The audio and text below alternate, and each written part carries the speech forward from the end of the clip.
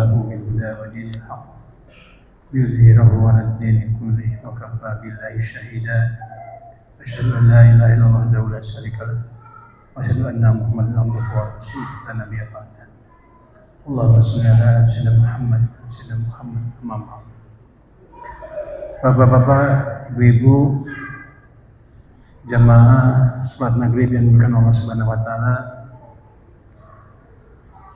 Mari sama-sama kita panjatkan puji serta syukur kita kepada Allah Subhanahu wa taala atas limpahan rahmatnya, karunia-Nya serta nikmatnya tak terhingga kepada kita semua.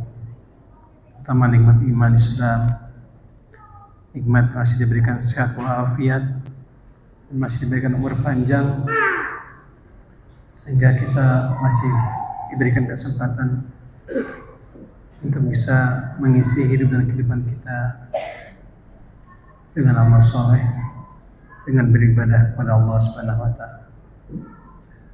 Salawat dan salam semoga selalu tercurahkan kepada junjungan kita Nabi Muhammad sallallahu alaihi wasallam, juga kepada keluarganya, para sahabatnya, dan para pengikutnya yang setia menjalankan risalah kenabian dari baginda Nabi Muhammad sallallahu alaihi wasallam.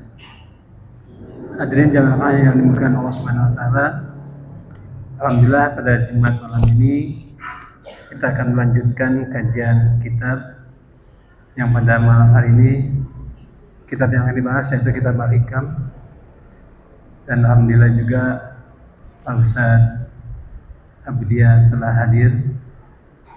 Untuk itu jemaah sekalian, mari sama-sama kita buka saja kajian pada malam hari ini dengan sama-sama kita bacakan Bismillahirrahmanirrahim. Untuk itu kepada Pak Ustaz, kami persilakan Pak. Bismillahirrahmanirrahim.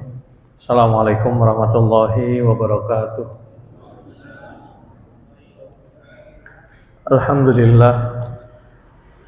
Alhamdulillahilladzi al-ahadus samad alladzi lam yalid wa lam yulad wa lam yakul lahu kufuwan ahad.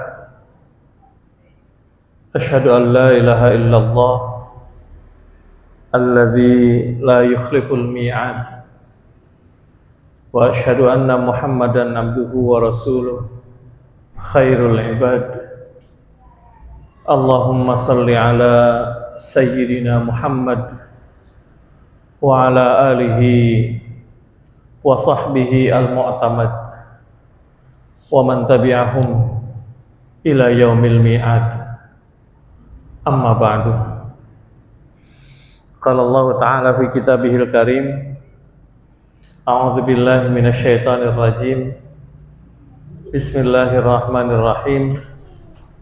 Ya ayyuhalladzina amanu taqullaha wa qulu qawlan sadida yuslih lakum a'malakum wa yaghfir lakum dhunubakum wa may yuti'illaha wa rasulahu faqad faza fawzan 'azima. Jamaah salat maghrib yang dimuliakan oleh Allah Subhanahu wa taala, tanda keberhasilan syukur seseorang itu bisa dilihat dari bertambahnya ketaatan kepada Allah Subhanahu wa taala. Qala al-ulama, berkata al-ulama bahwa ziyadatul ni'mah tahsulu ala ziyadatil ta'ah, bahwa bertambahnya kenikmatan itu akan menyampaikan seseorang kepada bertambahnya ketaatan kepada Allah Subhanahu wa taala. Maka ketika nikmat itu diterima oleh kita, contoh misalnya nikmat sehat, Allah hadirkan untuk kita, maka seharusnya nikmat sehat itu mampu menghadirkan ketaatan yang lebih maksimal kepada Allah Subhanahu wa taala. Allah berikan nikmat materi kepada kita, maka seharusnya nikmat materi itu mampu menghadirkan ketaatan yang lebih maksimal kepada Allah Subhanahu wa taala, karena begitulah hubungan sebab akibat antara nikmat dan ketaatan. Jadi kalau kita dapat nikmat yang lebih dari Allah, maka harusnya ketaatan kita pun akan semakin bertambah kepada Allah Subhanahu wa taala. Mudah-mudahan kita semua senantiasa yang hadir di sini mampu untuk meningkatkan ketaatan kita kepada Allah Subhanahu wa taala. Amin amin ya rabbal alamin. Hadirin yang dimuliakan oleh Allah Subhanahu wa taala, kita lanjutkan di pembahasan hikmah al-hikmah as-sadisah min kitabil hikam libni Athaillah as-Sakandari. Kita lanjutkan di pertemuan hari ini hikmah yang ke-6 dari kitab Al-Hikam Ibnu Athaillah as-Sakandari, yang dimana di sebelumnya di pertemuan yang kelima kita sudah membahas tentang tanda hilangnya basirah, tanda hilangnya kepekaan di dalam hati kita, tanda hilangnya mata batin kita yang disebabkan oleh kesungguhan kita di dalam mencari apa yang sudah dijamin oleh Allah Subhanahu wa taala, tapi kemudian kita juga melupakan perintah Allah yang lain, sehingga ini menjadikan salah satu tanda hilangnya kepekaan di dalam hati kita. Karena sesungguhnya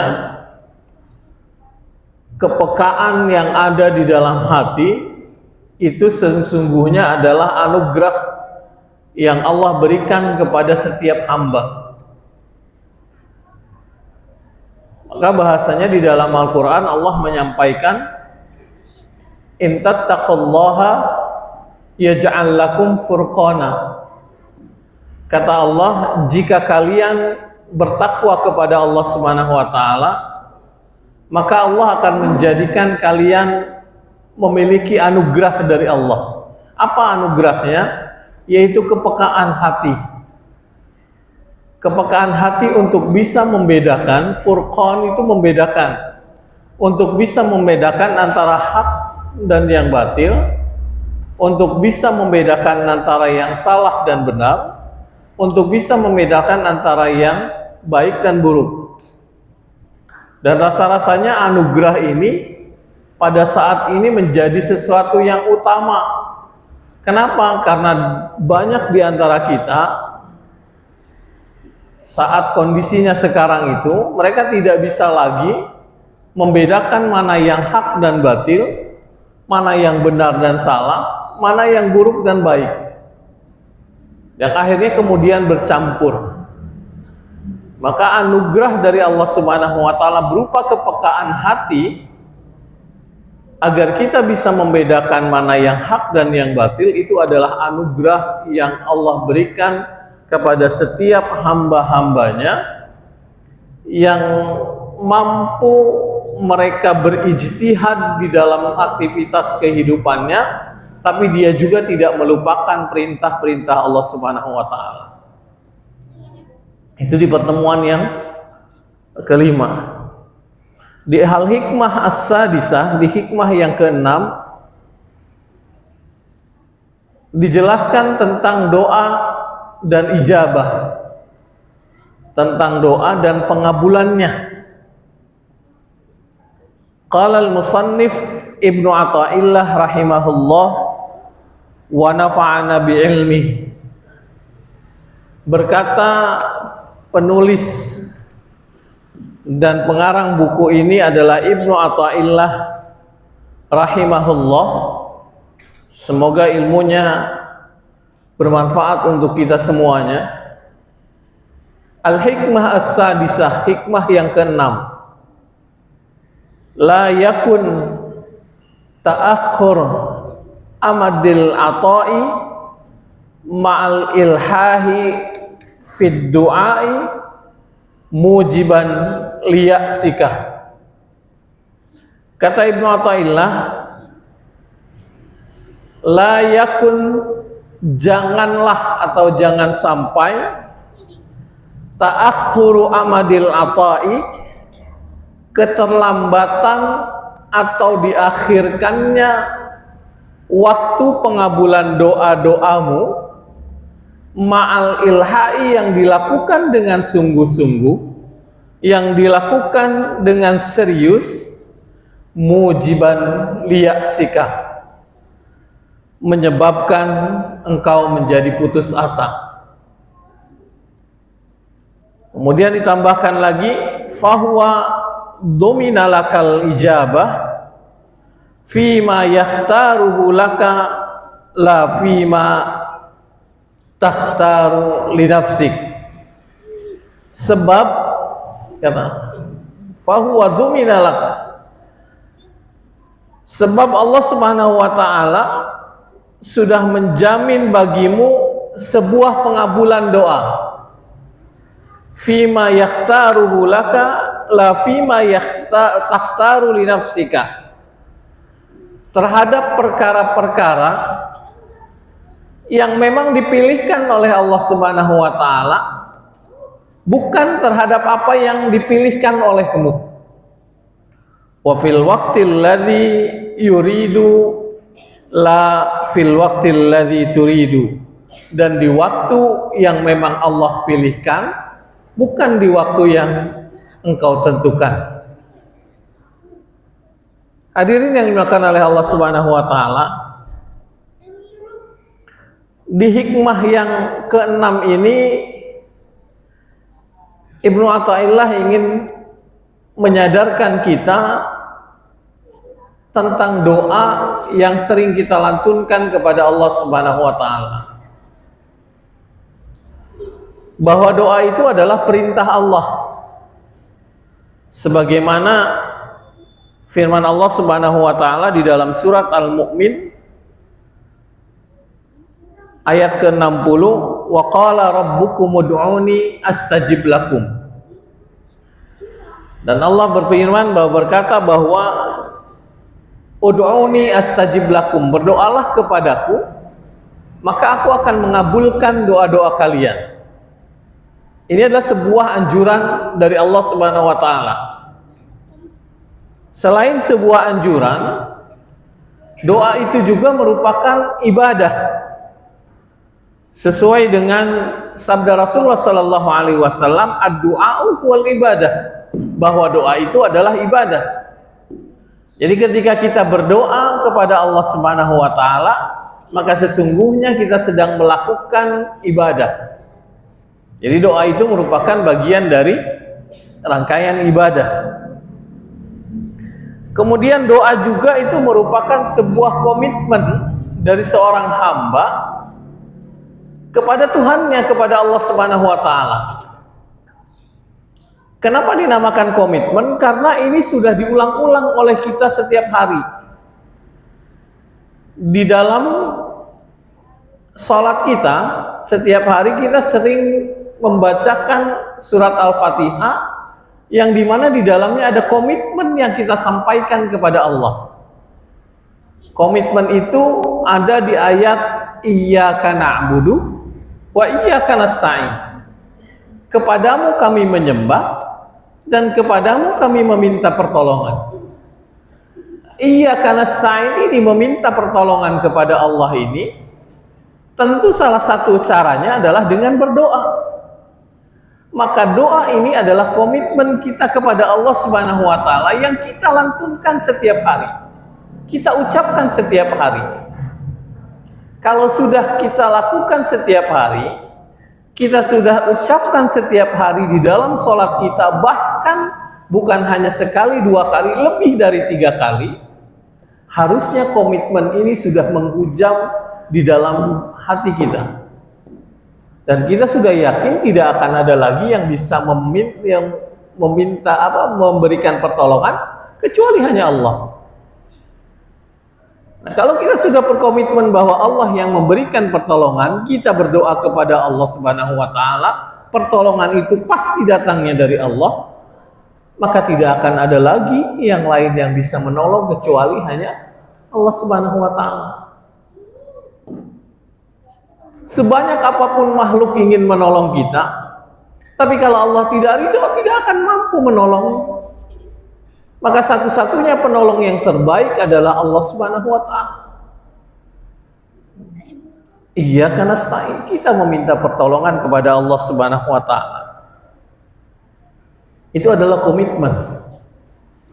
Kemudian berikutnya doa yang kita lantunkan juga itu menunjukkan bahwa kita ini adalah makhluk.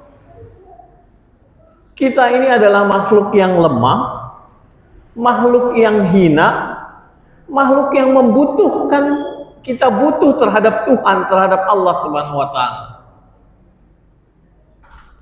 Jadi jangan malu untuk meminta kepada Allah. Kenapa? Karena kita memang makhluk. Banyak yang sombong dengan kepemilikan terhadap apa yang ada di dalam dirinya, dengan wajahnya yang mungkin tampan ataupun cantik, dengan rumahnya, dengan pencapaian-pencapaian yang dia lakukan. Banyak yang bangga seperti itu, tapi dia tidak paham bahwa sesungguhnya yang dia dapatkan, pencapaian-pencapaian itu datangnya dari Allah. Dan kita sebagai makhluk harus merendahkan diri. Satu-satunya hal yang dibolehkan untuk merendahkan diri adalah kita merendahkan diri kepada Allah Subhanahu wa taala. Kan kita tidak boleh menghinakan diri di depan orang lain. Kita tidak boleh menghinakan diri kepada makhluk yang lain. Tetapi kepada Allah Subhanahu wa taala kita boleh menghinakan diri kita. Kita adalah makhluk yang lemah. Ya. Ketika kita bersujud kepada Allah, meminta kepada Allah, maka sampaikanlah kepada Allah bahwa kita ini adalah makhluk yang lemah, makhluk yang butuh bantuan dari Allah Subhanahu wa taala. Maka kita butuh doa kepada Allah Subhanahu wa taala. Itu adalah doa, hakikat dari doa. Maka doa-doa yang disampaikan oleh kita tadi, doa itu adalah merupakan komitmen, doa merupakan ibadah, doa juga merupakan anjuran dari Allah Subhanahu wa taala. Maka kemudian Ibnu Athaillah membuat hikmah yang ke-6 ini tentang doa. Nah, hadirin yang dimuliakan oleh Allah Subhanahu wa taala, doa yang kita lantunkan kemudian kita sampaikan kepada Allah Subhanahu wa taala, proses pengabulannya itu ada yang cepat, juga ada yang lambat. Ada yang dia langsung fast track bahasanya, ada yang cepat, tetapi ada juga yang lambat. Itu tergantung dari syarat-syarat yang terpenuhinya untuk dikabulkan doa tersebut. Misalnya berbicara tentang fiqhud doa, nanti di sana ada terkait dengan bagaimana cara pengabulan doa dicepat terkait dengan waktu. Misalnya waktu ketika ba'da asar itu adalah waktu dikabulkannya doa. Waktu di hari Jumat ketika kita berdoa itu lebih cepat pengabulannya. Waktu di 1/3 malam itu adalah waktu yang paling cepat doa itu dikabulkan. Makanya kenapa kemudian di dalam Al-Quran pun ibadah yang sangat dianjurkan itu adalah ibadah di sepertiga malam. Mau sholat, qiyamul lail, membaca Al-Quran dan lain-lain, tetapi ibadah di sepertiga malam. Kenapa? Karena memang pada waktu-waktu itulah doa sangat cepat dikabulkan oleh Allah Subhanahu wa Ta'ala. Maka disampaikan di dalam hadis Rasulullah Sallallahu Alaihi Wasallam, ketika di sepertiga malam Allah Subhanahu wa Ta'ala akan mengutus malaikatnya untuk hadir di langit ila sama'id dunya, di langit dunia. Nah, kemudian mereka mencari, malaikat itu mencari, hal min da'in, apakah di antara hamba-hambaku ada yang berdoa?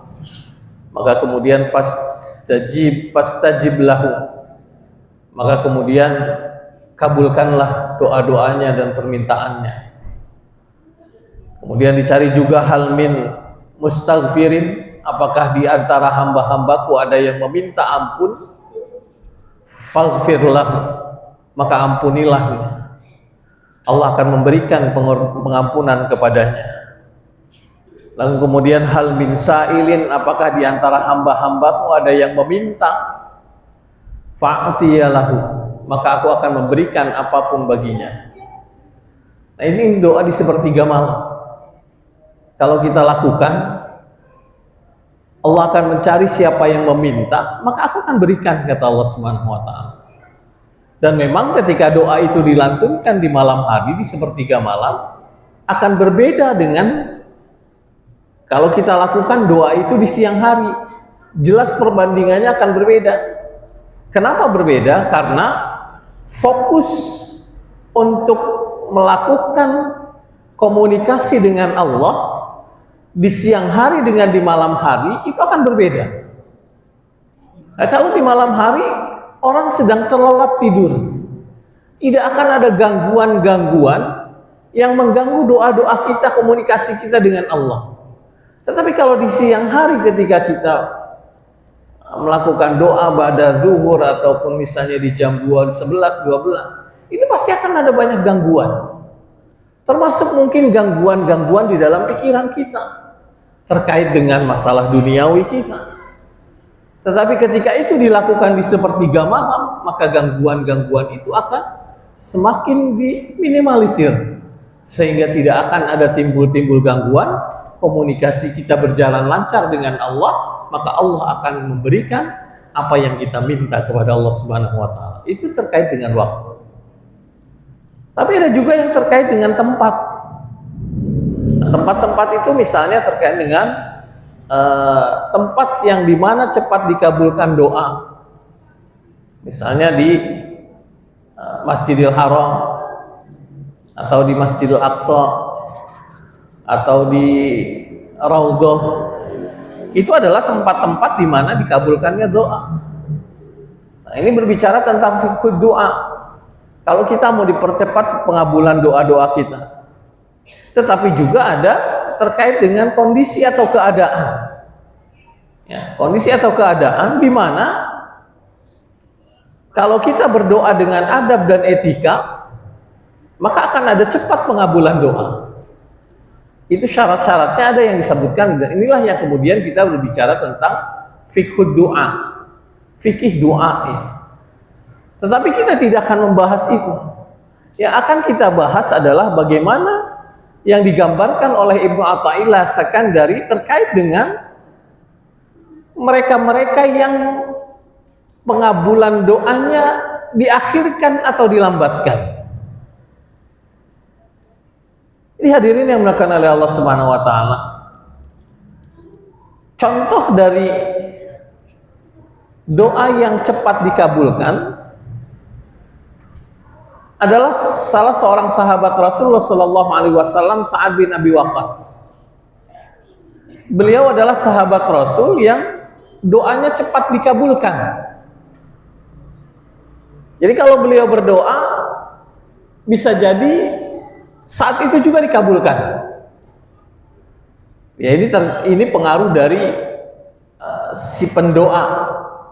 Sebagaimana saya pernah jelaskan juga terkait dengan Nabi Ibrahim alaihissalam sebagai sosok pendoa, beliau ketika berdoa dikabulkan oleh Allah Subhanahu wa taala. Begitupun Sa'ad bin Abi Waqqas. Sosok pendoa ini berpengaruh terhadap pengabulan doa. Nah, dalam kitab Al-Mustadrak dikisahkan terkait dengan Sa'ad bin Abi Waqqas ketika sampai di sebuah tempat yang bernama Ahzaz Zaid, beliau bertemu dengan sekumpulan orang yang mereka sedang berkumpul mengelilingi penunggang kuda. Lalu Sa'ad bin Abi Waqqas mendekati, karena penasaran, kenapa mereka kemudian mengelilingi penunggang kuda ini. Ternyata si penunggang kuda ini sedang memaki-maki sahabat Rasulullah Sallallahu Alaihi Wasallam, Ali bin Abi Thalib. Ya, yang keluar dari mulutnya adalah cacian dan makian. Caci maki bahwa Ali bin Abi Thalib ini adalah seorang yang tidak kompeten. Ali bin Abi Thalib itu adalah sahabat yang bodoh. Semuanya cacian makian. Kalau mendengar caci maki itu, maka kemudian kita akan terdorong untuk marah. Kalau sudah marah, maka akan emosi.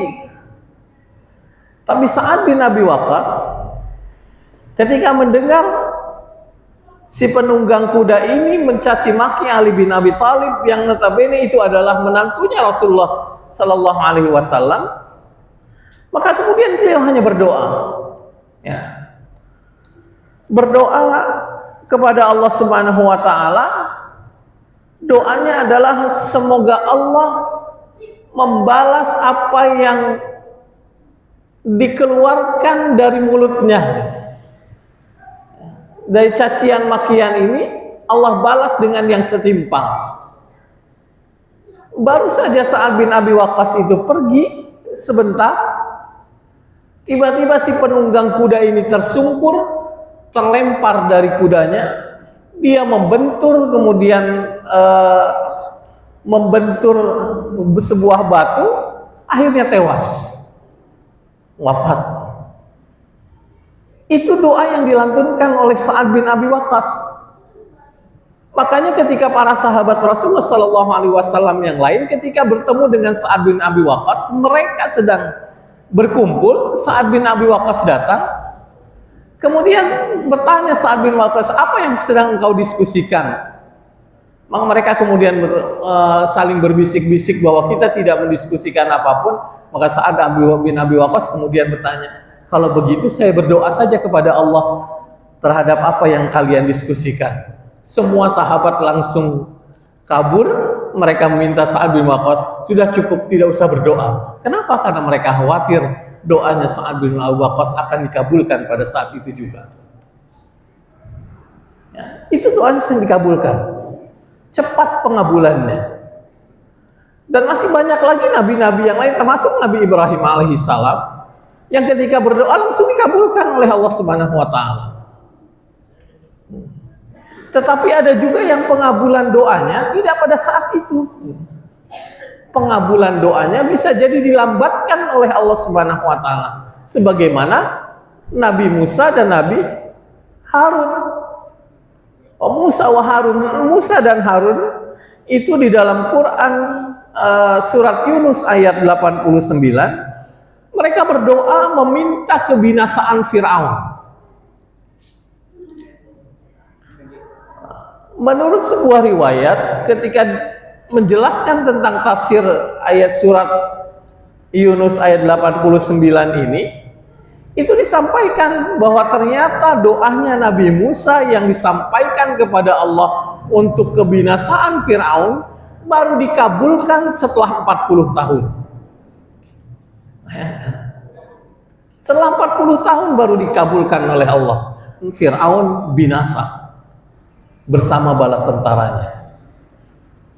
Artinya hadirin yang dimuliakan oleh Allah Subhanahu wa taala, doa yang dilantunkan oleh kita itu akan dikabulkan oleh Allah Subhanahu wa taala, tetapi proses pengabulannya mungkin bisa jadi akan cepat, tapi juga bisa jadi akan lambat, sesuai dengan kondisi kita juga. Nah, di hikmah yang keenam ini, Al-Hikmah As-Sadisah ini, Ibnu Athaillah Sakandari, beliau menyampaikan terkait dengan doa yang dilambatkan pengabulannya oleh Allah Subhanahu wa taala. Kata beliau, la yakun ta'akhuru amadul ata'i ma'al ilhahi bid du'a. Jangan sampai, ya ingat, jangan sampai atau janganlah pengakhiran atau keterlambatan pengabulan doa. Jadi keterlambatan pengabulan doa dari Allah Subhanahu wa taala yang dilakukan ma'al ilhah, dengan sungguh-sungguh. Ilhah itu alaha yulihu ilhah. Ilhah itu artinya kalau dalam bahasa Arab terjemahannya mendesak, ya, atau memaksa. Jadi ketika kita berdoa kepada Allah Subhanahu wa taala itu sedikit mendesak atau memaksa, itu dibolehkan. Ya. Tapi mendesaknya dengan adab dan etika. Kenapa? Karena itu dilakukan juga oleh para sahabat yang lain. Dilakukan oleh para tabi'in. Mereka mendesak, dalam artian mendesak itu dilakukan secara terus-menerus doanya. Kita memiliki hajat, kita memiliki permintaan, kita memiliki sebuah keinginan yang ingin disampaikan kepada Allah Subhanahu wa taala, dan kita sampaikan terus-menerus, kita mendesak Allah Subhanahu wa taala agar mengabulkan doa kita. Kita lakukan dengan sungguh-sungguh. Misalnya kita ingin anak kita masuk ke perguruan tinggi yang bagus, perguruan tinggi negeri. Maka kita berdoa kepada Allah. Setiap hari kita berdoa. Bahkan kemudian berdoanya tidak hanya sekedar berdoa saja, tetapi kita lakukan juga dengan puasa misalnya. Saya mau puasa agar hajat saya diterima. Nah, puasa itu adalah bagian dari ilhah. Ya. Innallaha yuhibbul mulahin. Allah Subhanahu wa taala senang dan cinta kepada orang-orang yang memaksa, yang mendesak. Kenapa? Karena rindu Allah. Allah itu rindu kepada kita untuk meminta. Ya. Jadi rindu kepada hamba-hambanya untuk meminta kepada Allah Subhanahu wa taala. Makanya disebut dengan ilhah. Ma'al ilhah. Kenapa tidak disebut dengan ma'al ijtihad atau ma'al jiddi dengan sungguh-sungguh, tetapi bahasanya dengan mendesak. Karena memang Allah rindu kepada hamba-hambanya untuk mendesak Allah, meminta kepada Allah dengan sungguh-sungguh, dengan terus-menerus. Ya.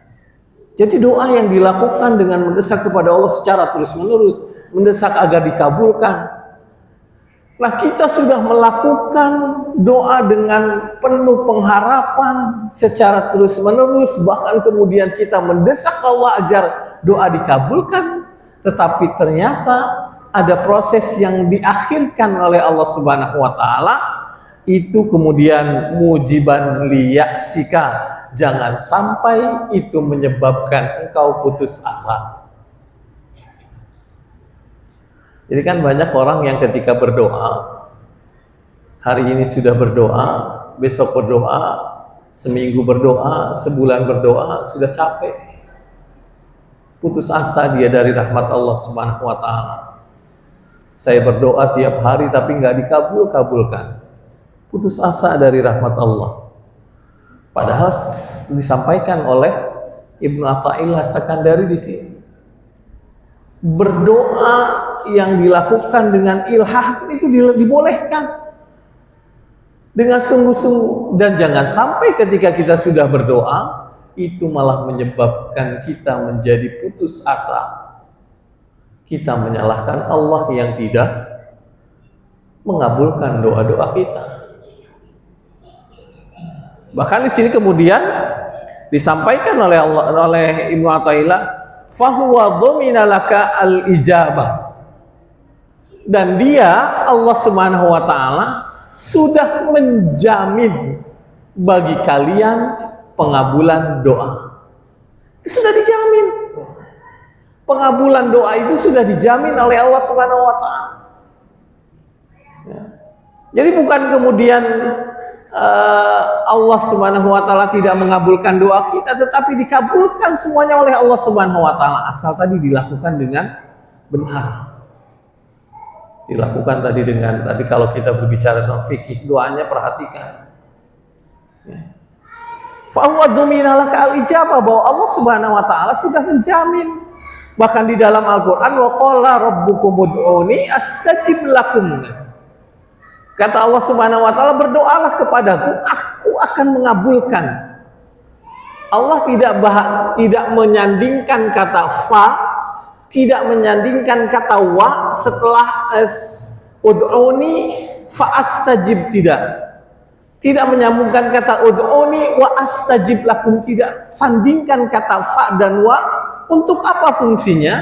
Untuk menyampaikan kepada hamba-hambanya bahwa doa itu akan saya kabulkan. Kalau ada kata fa dan wa dan gitu, dan atau maka, itu akan berarti kan ada waktu yang mungkin tidak akan dikabulkan.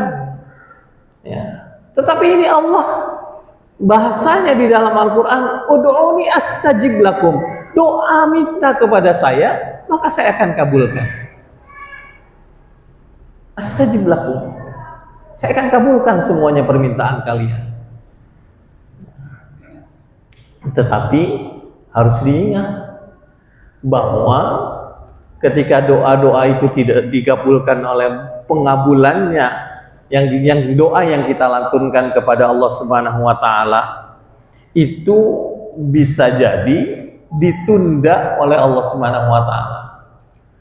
Jadi bukan bahwa doa yang kita lantunkan tidak dikabulkan, tetapi bisa jadi ditunda pengabulannya. Dalam hadis Rasulullah Shallallahu Alaihi Wasallam, seseorang ketika berdoa, setiap orang ketika berdoa kepada Allah Subhanahu Wa Taala, maka ada tiga kondisi. Ada tiga kondisi. Yang kondisi yang pertama, permintaannya akan segera dikabulkan oleh Allah. Itu kondisi yang pertama. Kondisi yang kedua, ditunda pengabulannya. Kondisi yang ketiga, bisa jadi doanya akan dialihkan dari keburukan kepada kebaikan senilai dengan doa yang dia lantunkan. Contoh misalnya, kita berdoa agar anak-anak kita atau kita minta agar anak kita lulus ujian. Bisa jadi pada saat itu tidak dikabulkan, tidak segera dikabulkan. Atau mungkin ditunda pengabulannya, bisa jadi di tahun berikutnya ternyata tidak dikabulkan juga. Atau di tahun berikutnya ternyata tidak dikabulkan juga, belum dikabulkan.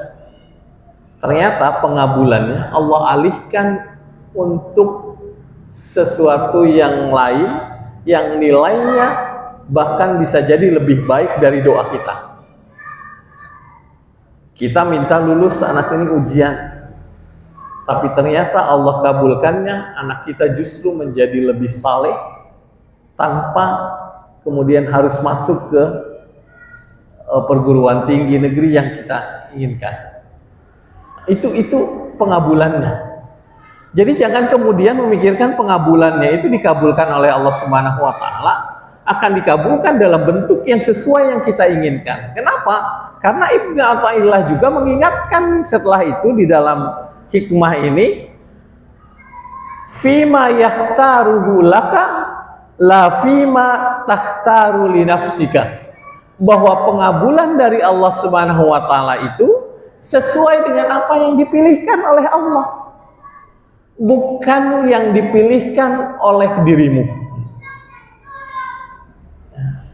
Ini menjadi ketergantungan kita kepada Allah, bahwa itu adalah hak prerogatif Allah. Itu jaminan dari Allah akan dikabulkan, tetapi itu juga adalah hak prerogatif Allah. Allah mau mengabulkannya dalam bentuk yang lain, ya itu terserah Allah, karena memang Allah yang berhak memilih. Tetapi dikabulkan, jaminannya dikabulkan. Tetapi kan di dalam hadis di sini, di dalam ayat Al-Quran saja, Allah tidak menentukan kapan waktu pengabulannya, Allah juga tidak menentukan bentuk pengabulannya seperti apa. Allah hanya menyampaikan doa itu pasti akan dikabulkan. Bagaimana bentuk pengabulannya? Bentuk pengabulannya dari Allah Subhanahu wa taala itu terserah Allah. Nah, maka di sini adalah bentuk ketergantungan kita dengan Allah Subhanahu wa taala. Jadi ketika kita berdoa kepada Allah Subhanahu wa taala, meminta sesuatu yang spesifik untuk kita, bisa jadi pengabulannya terserah Allah yang akan memilihkannya untuk kita. Bahkan terkait dengan waktunya juga, wa fil waqtil ladzi yuridu la fil waqtil ladzi turidu. Bahkan di dalam waktunya saja, kata Ibnu Athaillah As-Sakandari, beliau menyampaikan bisa jadi waktunya terserah Allah yang kehendaki, bukan waktunya yang engkau kehendaki. Jadi terserah Allah, Allah mau menghendakinya dikabulkan sekarang, ya sudah, itu terserah Allah. Inilah yang kemudian bagian dari husnudzon kita kepada Allah, bagian dari i'timad kita kepada Allah, bagian kita bersandar kepada Allah Subhanahu wa taala dengan takdir yang terbaik, dengan pilihan Allah yang terbaik untuk kita. Maka ketika doa-doa itu belum dikabulkan oleh Allah Subhanahu wa taala, kita cari, mungkin bisa jadi kita cari alasan-alasan lain kenapa kemudian doa-doa ini belum dikabulkan. Bisa jadi Allah akan kabulkan di saat yang tepat, atau mungkin bisa jadi Allah akan kabulkan dalam bentuk yang lain yang justru nilainya lebih baik daripada apa yang kita minta. Ya, itu namanya doa. Maka ketika berdoa, jangan pernah putus asa berdoa. Meminta kepada Allah itu gratis.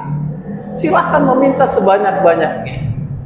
Tetapi ketika proses pengabulannya, kita sudah melakukan dengan sungguh-sungguh, kita sudah melakukan terus-menerus, jangan sampai itu membuat putus asa, dan jangan sampai kemudian kita juga menjadi suudzon kepada Allah Subhanahu wa taala dengan Allah tidak mengabulkan doa-doa kita. Ya, ingat bahwa Allah Subhanahu wa taala akan mengabulkan doa-doa kita sesuai dengan pilihannya dan sesuai dengan waktu yang tepat untuk kita.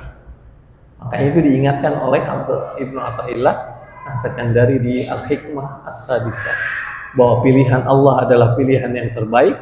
Waktu yang dikirimkan pengabulan doa dari Allah adalah waktu yang terbaik untuk hamba-hambanya. Begitu, terima kasih. Mudah-mudahan ini bermanfaat untuk saya pribadi dan untuk semuanya, sekaligus mengingatkan kita semuanya terkait dengan doa yang kita lantunkan setiap hari, yang kita mintakan kepada Allah Subhanahu wa taala. Mudah-mudahan bermanfaat untuk saya pribadi dan untuk semuanya. Wallahu muwaffiq ila aqwamit thoriq. Assalamualaikum warahmatullahi wabarakatuh. Waalaikumsalam.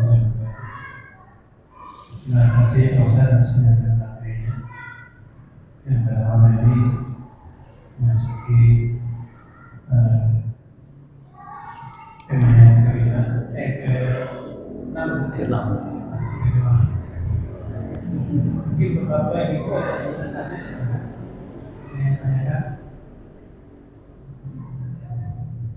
Oh ya, sekarang bisa maju Pak, kebetulan ini ada mic Pak.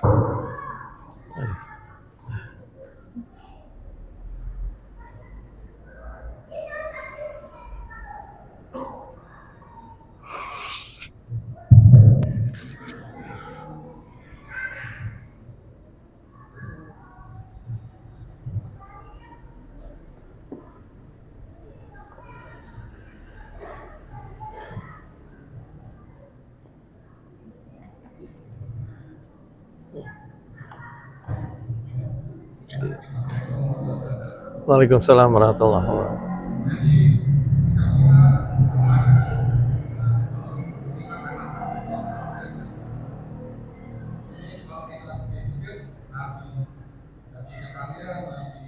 Lain, orang kabur, 10 tahun.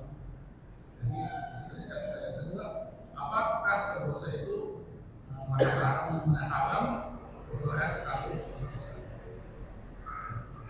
Tadi yang pertama apa? Yang pertama apa tuh? Yang jelas. Ya. Ketika doa belum dikabulkan oleh Allah Subhanahu wa taala, maka sikap kita bersabar. Itu bagian dari sikap kita bersabar terhadap apa yang belum dikabulkan oleh Allah Subhanahu wa taala. Karena Nabi Zakaria saja, beliau untuk mendapatkan keturunan itu baru dikasih oleh Allah Subhanahu wa taala setelah beliau di usia 90 tahun. Bahkan ada yang mengatakan di dalam riwayatnya hampir 99 tahun. Ketika beliau mendapatkan keturunan, yaitu Nabi Yahya. Nah, itu sudah usia sepuh, bahkan secara logika tidak masuk akal. Di dalam surat Maryam ayat ke-8 kan beliau menyampaikan kepada Allah Subhanahu wa taala, qala anna yakunu li gulam, bahwa saya itu tidak mungkin memiliki anak gitu. Kenapa? Wa kanat imraati aqir, istri saya itu mandul. Ini istri saya itu mandul gitu. Tapi saya tidak, secara logika saya juga nggak mungkin tidak mungkin punya anak. Nah, kemudian disebutkan juga di sana wa kanat imraati aqir. Kemudian disebutkan juga kondisi saya ini sudah tua gitu.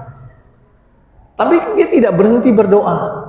Dan Allah Subhanahu wa taala kemudian mengabulkan doanya. Kapan dikabulkan doanya Nabi Zakaria? Dikabulkan pada saat Nabi Zakaria sedang sholat. Ya. Jadi doa itu bisa di mana saja, kapan saja. Kesabaran yang kita tunggu, gitu. Kesabaran menunggu bagaimana doa itu dikabulkan oleh Allah Subhanahu wa taala. Ketika Nabi Zakaria sedang sholat, datang kemudian malaikat kepadanya. Fanadatul malaikat. Kemudian datang kepadanya malaikat, kemudian anni ubasyiruka bi Yahya, gitu, bahwa saya akan memberikan kabar gembira kepadamu. Apa kabar gembiranya? Engkau akan mempunyai keturunan, dan keturunannya sudah diberi nama sama Allah, yaitu Yahya. Bayangkan, secara logika tidak masuk akal, karena dia istrinya mandul. Nabi Zakaria juga sudah menepus, sudah usia 99 tahun. Tapi Allah kemudian berikan keturunan. Dan itu adalah berkat kesabaran doa Nabi Zakaria yang dilantunkan terus-menerus. Itu jadi sikap kita bagaimana? Ya sabar. Ya sabar menghadapi ketika kemudian doa itu belum dikabulkan, ya sabar. Nah, itu kesabaran. Yang kedua terkait dengan lupa. Oh ya. Tadi saya bilang bahwa ketika kita berdoa itu pengaruh dari si pendoa itu juga luar biasa. Kenapa doa bisa dikabulkan? Karena bisa jadi segala sesuatu yang masuk ke dalam diri kita, kalau itu adalah sesuatu yang haram, maka bisa jadi ini akan menjadi tertolaknya doa. Nah, maka itu disebutkan di dalam fikih doa. Ada fikih doanya terkait dengan tempat, waktu, kemudian keadaan, termasuk dengan adab dan etika, itu masuk di fikih doa. Dan ketika berbicara tentang itu ya kan panjang, tetapi ketika kita masuk segala sesuatu yang haram ke dalam diri kita, jangan harap doa kita akan dikabulkan. Karena itu masuk di dalam adab dan etika ketika kita berdoa kepada Allah Subhanahu wa taala. Gitu. Baik, Bapak Ibu, mohon maaf karena waktu pada sebuah kisah. Mungkin juga menarik saja. Intinya pada yang saya tadi, kita juga bersabar atas doa kita yang terkabul oleh Allah Subhanahu wa taala. Teman sekalian, ingin sampaikan juga suatu terima kasih berkali-kali kepada ibu-ibu yang telah menyiapkan snack di bagian pada malam hari ini dan malam sebelumnya. Semoga ini jadi keberkahan buat ibu dan keluarga. Juga beberapa terima kasih atas kehadirannya dan terus menuntut ilmu di masjid Al-Qasim. Baik, dengan sekian kita tutup saja kejadian pertama hari ini yang kita akhiri dengan membaca alhamdulillah. Alhamdulillah. Subhanallahumma wa bihamdika asyhadu an la ilaha illa anta astaghfiruka wa atubu ilaik. Assalamualaikum warahmatullahi wabarakatuh. Waalaikumsalam warahmatullahi wabarakatuh.